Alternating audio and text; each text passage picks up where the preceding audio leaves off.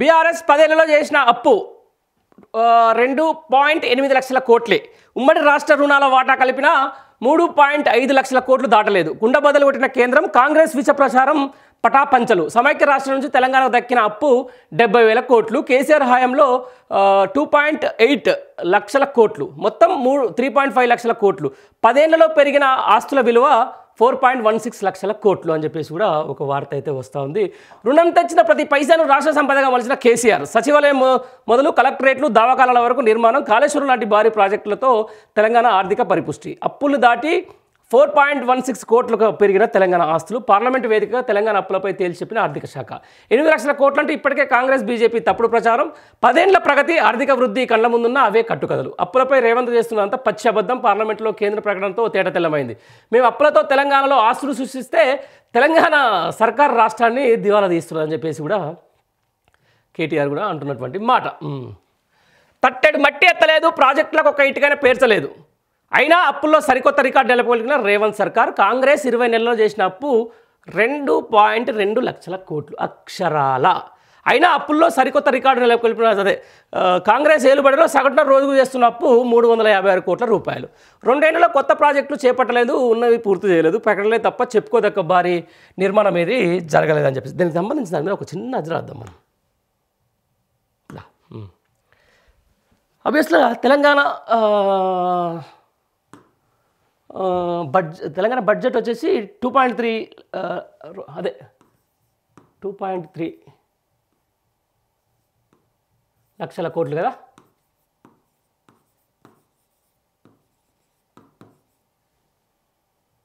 Budget వచ్చేసి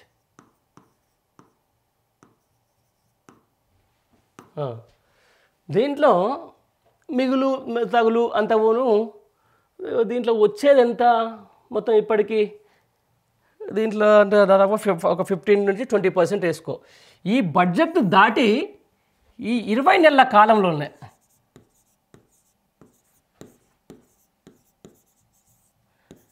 $2,20,000 కోట్లు.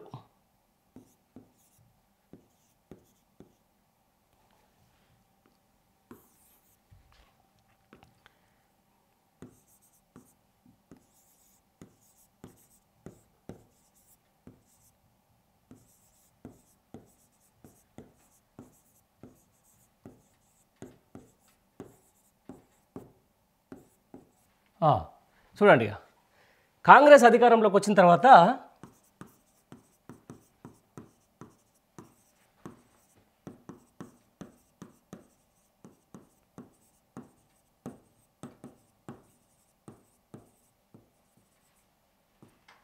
ఆ 20 నెలల కాలంలోనే 2,20,000 కోట్లు అంటే సగటున ఒక రోజు 356 కోట్ల అప్పు.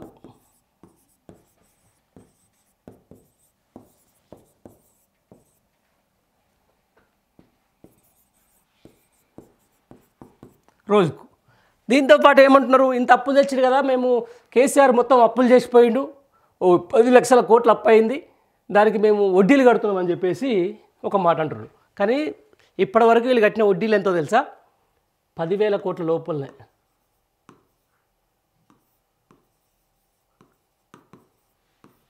ఆ తర్వాత ఈ అప్పులకే అంటే ఎక్కడ 2,20,000 కోట్ల అప్పు, ఎక్కడ 10,000 కోట్ల అప్పు తీర్చడము అంటే ఏం జరుగుతుంది దీంట్లో?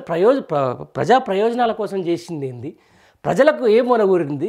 వీళ్ళు ఈ 2.5 లక్షల కోట్ల అప్పు, 2.20 లక్షల కోట్ల అప్పు తెచ్చి ఏ ప్రాజెక్టు కట్టిర్రు, ఏం ప్రజలకు ఉపయోగపడే రోడ్లు వేసిర్రు, భవనాలు కట్టిర్రు? ప్రజలకు సరే ఆలోచించాలి.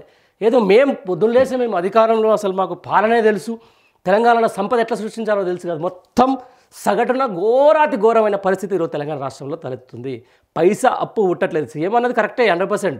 అది ఏంటంటే సంపదను సృష్టించాలి, సంపదను సృష్టించి దాన్ని ప్రజా ప్రయోజనార్థం ఖర్చు పెట్టాలి. ఓన్లీ అప్పులు తీసుకొని వచ్చేసి సొంత ప్రయోజనాల కోసం ఢిల్లీలోనో లేకపోతే ఇక్కడ బీహార్లోనో లేకపోతే ఎక్కడనో కాంగ్రెస్ పార్టీ చేస్తున్న ధర్నాలకు ఏదో తెలంగాణ సొమ్ము తిరుగుతుంటే మరి ప్రజలకేం మిగులుతుంది?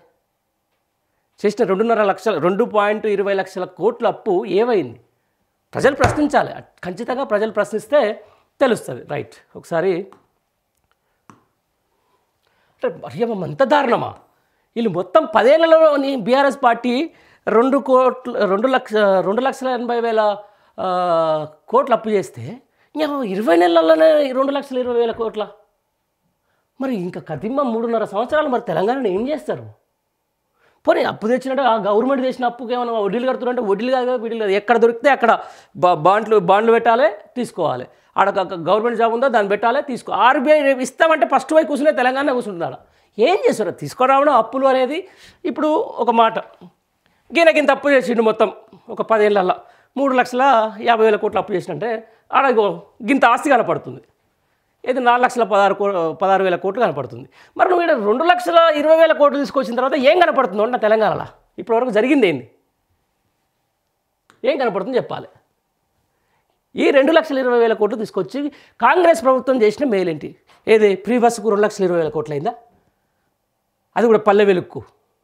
ఇంకా వీళ్ళు చేసిన మేజర్గా ఒకసారి రైతు బంధు అనేది ఆ ప్రభుత్వం తెచ్చింది, ఈ ప్రభుత్వం రైతు భరోసా ఇంకొకటి. ఇంకా ఈ దప్ప వీళ్ళు చేసిన గొప్ప పని ఏందో చెప్పండి. ఇందిరమ్మ ఇల్లు, ఆ ఇందిరమ్మ ఇల్లుకు సంబంధించిన దాంట్లో కూడా ఒకటే దఫా ఇప్పటివరకు రిలీజ్ అయింది కూడా. దానికి కూడా చాలా ఇబ్బందులు. ఆ కేవైసీ లేవని చెప్పేసి వాళ్ళ అకౌంట్లో పైసలు లేకుండా వాళ్ళు చాలా ఇబ్బంది పడుతున్నటువంటి మాట. ఈ 2,20,000 కోట్లలో కాంగ్రెస్ పార్టీ చేసిన తెలంగాణ ప్రజలకు మేలేంటి? ఒకసారి ప్రజలు కూడా బాగా ఆలోచించుకోవాలి. 110% నిజంగా ఇదేంటంటే చాలా ద్రోహం జరగబోతుంది. తెలంగాణ రాష్ట్రం అత్యంత అధమస్థాయికి దిగజారబోతుంది. ఈ 3.5 ఏళ్ల పాటు ఇట్నే కొనసాగితే ఏంది పరిస్థితి? ఎక్కడ పరిస్థితి? దీని నుంచి బయటికి రావడం కోసం తెలంగాణ వ్యాప్తంగా మరీ అంత దారుణంగా రేపు మద్యం పాలసీని తీసుకురాబోతుంది ఈ ప్రభుత్వం. దానివల్ల ప్రతి ఊరికో వైన్ షాప్ రాబోతుంది.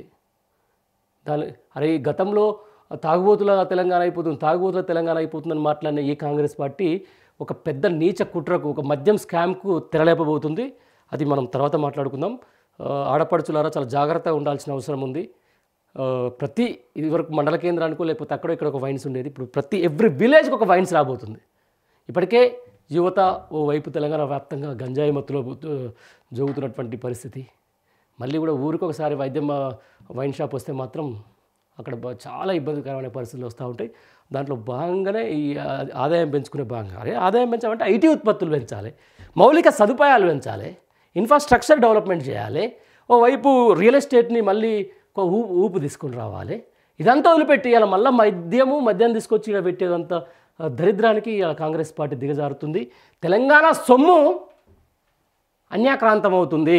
తెలంగాణలో మనం కష్టపడి సంపాదించిన సొమ్ము ఇక్కడ ఢిల్లీలో రాహుల్ గాంధీ ఇంట్లో పని మనుషులకో లేకపోతే రాహుల్ గాంధీ ఇంట్లో ఆయన తినే ఆపిల్ పండుగ ఏదో పోతుంది.